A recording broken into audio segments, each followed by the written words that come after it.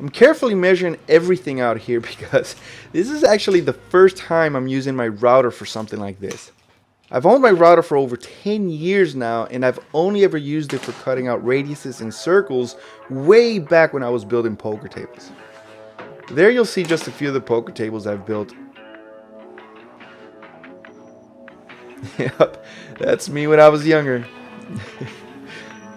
Here I'm using the router plate template by Rockler, and this is just to cut out the hole for my router lift. It has all the measurements I need right on it, and this helps a ton because it cuts out all the guesswork. To measure the inside, I used a position bar because it was just easier, and then I just traced the lines out with my ruler. Then I just cut out the hole with my jigsaw and made sure to follow the inside lines. The router lift didn't quite fit all the way through, so I had to cut out a hole on the bottom part of the bench top, and this was expected as it was in the Ron Paulk plans. I had to flip the table over to cut out the hole from the bottom as my jigsaw wouldn't fit on the inside of the bench. Now it's time to cut out the rabbet for the lift. I used my layout tool for this to get the depth, then I clamped the template down tight and started routing. When one side was done, I carefully moved the clamps over to the other side and repeated the process. Once that was done, I did a real quick test fit, and as you can see, I was pretty pumped about it that it fit on the first try. Now it's time to put in the T-tracks. I'm using the universal T-tracks by Rockler, and again, I'm carefully measuring everything here as this is my first time ever cutting out a dado. And I think that's what you call it, right?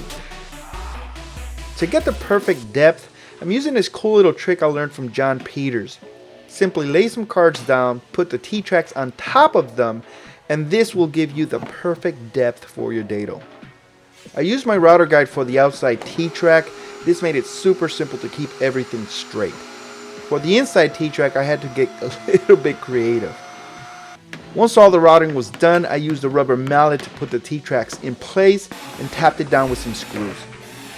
For the router fence, I decided to go with a pre-built one versus building my own, simply because since this is the first time having something like this, I kind of just wanted it built and ready to go.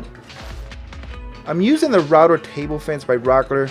It was pretty easy to put together, so easy that I did the stupid happy dance when I was done. And finally, it's time for the dog holes.